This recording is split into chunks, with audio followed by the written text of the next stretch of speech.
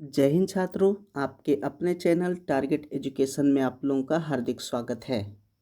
जैसा कि जानते हैं छात्रों कि मैट्रिक एग्ज़ाम 14 फरवरी 2023 से शुरू होने वाली है और हिंदी का एग्ज़ाम 20 फरवरी 2023 को है। तो इसी का ख्याल रखते हुए आज मैं आप लोगों के लिए हिंदी का महत्वपूर्ण ऑब्जेक्टिव प्रश्न लेकर आया हूँ। जी हाँ छात्रों, हिंदी को आसान समझते हैं, लेकिन अगर छात्र ध्यान नहीं दे पाते हैं कि हिंदी आसान सब्जेक्ट है, इसमें ध्यान क्या देना, तो इसमें छात्र लोग जो है वो प्रॉब्लम में फंस जाते हैं। तो छात्रों, हिंदी को कभी आसान मत समझिएगा और इसके प्रश्न उत्तर को सही से ध्यानपूर्वक देखकर आप अपनी तैयारी को जारी रखिए। तो इसी का ख्याल रखते हुए आज मैंने हिंदी का महत्वपूर्ण ऑब्जेक्टिव प्रश्न लाया है आप लोगों के लिए। तो अगर अभी तक मेरे इस चैनल को सब्सक्राइब नहीं किए हैं तो चैनल को सब्सक्राइब कर लीजिए और बेल आइकन को दबाना न भूलें, ताकि मेरी इसी प्रकार की वीडियो की नोटिफिकेशन आप लोगों तक आसानी से पहुंच सके। तो आइए शुरू करते हैं आज का पहला प्रश्न। जी हाँ, आज का पहला प्रश्न है, स्वामी विवेकानंद ने वेदांतियों का वेदांती किसे कहा है? जी हाँ, स्वामी विवेकानंद ने वेदांतियों का वेदांती किसे कहा है? काफ़ी इम्पोर्टेंट प्रश्न है छात्रों। ऑप्शन ए इलियट को, बी दयानंद सरस्वती को, सी मैक्स मुलर को, डी राजा राम मोहन राय को। इसका आंसर गेस करते चलिएगा छात्रों और हमें कमेंट करके ज़रूर बताइएगा कि आपने कितने सही आंसर किए। जी, इसका सही आंसर होगा मैक्स मुलर को। जी हाँ, स्वामी विवेकानंद ने मैक्स मुलर को वेदांतियों का वेदांती कहा है। जी हाँ, नेक्स्ट प्रश्न है दूसरा, सब पुराने अच्छे नहीं होते और सब नए खराब नहीं होते, ऐसा किसने कहा है? जी हाँ, काफ़ी इम्पोर्टेंट प्रश्न है छात्रों। ऑप्शन ए पतंजलि ने, बी कालिदास ने, सी वात्स्यायन ने, डी कबीर ने। तो इसका सही आंसर होगा कालिदास। जी हाँ, कालिदास ही कहे हैं कि सब पुराने अच्छे नहीं होते और सब नए खराब नहीं होते। जी हाँ, तीसरा प्रश्न है, द्विवेदी जी ने निर्लज अपराधी किसे कहा है? ऑप्शन ए चोर को, बी डाकू को, सी नाखून को और डी बदमाश को। जिसका सही आंसर होगा ऑप्शन सी नाखून को। जी हाँ, द्विवेदी जी यानी हजारी प्रसाद द्विवेदी जी नाखून को निर्लज अपराधी कहे हैं, क्योंकि यह जो है निर्लज, एकदम निर्लज की भांति ये काट देने पर बार बार जो है ये आ जाता है, इसलिए द्विवेदी जी ने नाखून को निर्लज अपराधी बोले हैं। नेक्स्ट प्रश्न छात्रों, चौथा,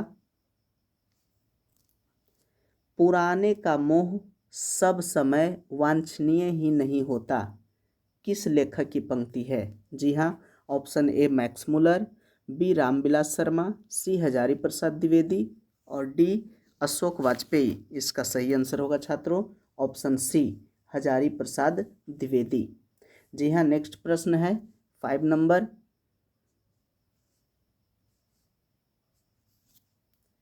ईसा की 14वीं 15वीं सदी के विजयनगर के शासकों ने अपने लेखकों की लिपि को क्या कहा है? Option A Nandi Nagari, B Devanagari, C Gujarati और डी ब्राह्मणी। इसका सही आंसर होगा छात्रों ऑप्शन ए नंदी नागरी। जी हाँ, विजयनगर के शासकों ने अपने लेखों की लिपि को नंदी नागरी बताया है। जी हाँ, नेक्स्ट प्रश्न है 6 नंबर, भारतीय लिपियों की कहानी किनकी प्रसिद्ध रचना है? ऑप्शन ए गुणाकर मूले, बी नलिन विलोचन शर्मा, सी महादेवी वर्मा, डी सुमित्रा नंदन पंत। इसका सही आंसर होगा ऑप्शन ए गुणाकर मूले। जी हाँ, गुणाकर मूले का ही रचना है भारतीय लिपियों की कहानी। जी हाँ, नेक्स्ट प्रश्न है छात्रों 7 नंबर का, दोहा कोश किसकी रचना है? जी हाँ, दोहा कोश किसकी रचना है? गेस कीजिएगा इसका आंसर क्या होगा। ऑप्शन ए रसखान की, बी जीवनानंद दास की, सी गुरु नानक की, डी सरहपाद की। जी हाँ, तो इसका सही आंसर होगा ऑप्शन डी सरहपाद की। जी हाँ, दोहा कोश सरहपाद के द्वारा लिखा गया क्वेश्चन है। नेक्स्ट प्रश्न है 8 नंबर का, बहादुर का पूरा नाम क्या था? जी हाँ, बहादुर का पूरा नाम ऑप्शन ए खुश बहादुर, बी गुल बहादुर, सी कुल बहादुर और डी दिल बहादुर। जी इसका सही आंसर होगा छात्रों ऑप्शन डी दिल बहादुर। जी हाँ, बहादुर का पूरा नाम दिल बहादुर था। नेक्स्ट प्रश्न 9 नंबर, बहादुर अपने घर से क्यों भाग गया था? जी हाँ, बहादुर अपने घर से भागा था। उसका घर नेपाल पड़ता था और वो बिहार आ गया था। तो क्यों भागा था? ऑप्शन ए गरीबी के कारण, बी माँ की मार के कारण, सी शहर घूमने के लिए और डी भ्रमवश।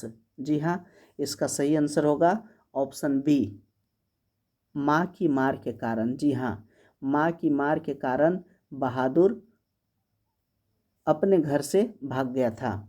नेक्स्ट प्रश्न है 10 नंबर का,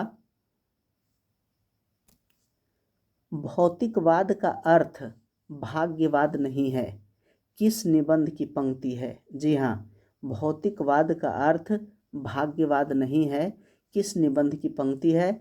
ऑप्शन ए नागरी लिपि, बी परंपरा का मूल्यांकन, सी श्रम विभाजन और जाति प्रथा, डी नाखून क्यों बढ़ते हैं। इसका सही आंसर होगा छात्रों ऑप्शन बी परंपरा के मूल्यांकन। जी हाँ, नेक्स्ट प्रश्न है 11 नंबर का, बिरजू महाराज किस शैली के नर्तक थे? जी हाँ, option A Kathak, B Manipuri, C Kuchipudi, D Garba. इसका सही आंसर होगा छात्रों ऑप्शन ए यानी कथक। जी हाँ, बिरजू महाराज कथक के एक प्रसिद्ध डांसर थे। नेक्स्ट प्रश्न 12 नंबर का, बिरजू महाराज को तालीम किससे मिली? ऑप्शन ए दादा से, बी बाबूजी से, सी नाना से और डी चाचा से। इसका सही आंसर होगा ऑप्शन बी बाबूजी से। जी हाँ, नेक्स्ट प्रश्न है छात्रों 13 नंबर का, आविनियो में 19 दिनों के प्रवास के दौरान लेखक ने कितने गद्य की रचना की? ऑप्शन ए 27, बी 28, सी 29 और डी 30। इसका सही आंसर का गेस कीजिएगा। इसका सही आंसर होगा छात्रों ऑप्शन ए 27 गद्य। जी हाँ, अविनियो में 19 दिनों के बाद लेखक 27 गद्य की रचना किए और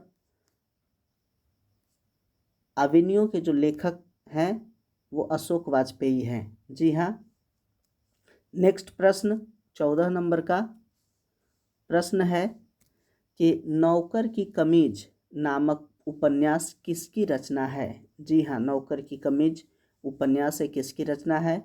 option A Kailash Vajpeyi, B Vinod Kumar Shukla, C Ashok Vajpeyi और डी अमरकांत।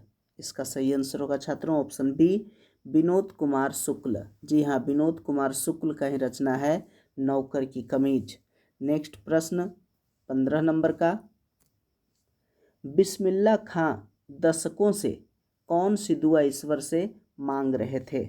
ऑप्शन ए सुख सुविधा की, बी सम्मान की, सी सच्चे सूर की नेमत की और डी मुक्ति की। इसका सही आंसर होगा छात्रों ऑप्शन सी सच्चे सूर की नेमत की। नेक्स्ट प्रश्न 16 नंबर, कौन चाहते थे कि सभी देशों की संस्कृति की हवा उनके घर के पास बहती रहे? Option A Rajendra Prasad, B Jawaharlal Nehru, C Mahatma Gandhi, D Sardar Patel. इसका सही आंसर होगा छात्रों ऑप्शन सी महात्मा गांधी। जी हाँ छात्रों, अगर अभी तक मेरे इस चैनल को सब्सक्राइब नहीं किए हैं तो सब्सक्राइब कर लें तथा बेल आइकन को भी ज़रूर दबाइए ताकि मेरी इसी प्रकार की वीडियो की नोटिफिकेशन आप लोगों तक आसानी से पहुंच सके। जी हाँ, इसका नेक्स्ट क्वेश्चन, किसके बिना प्राणी को मुक्ति नहीं मिलती?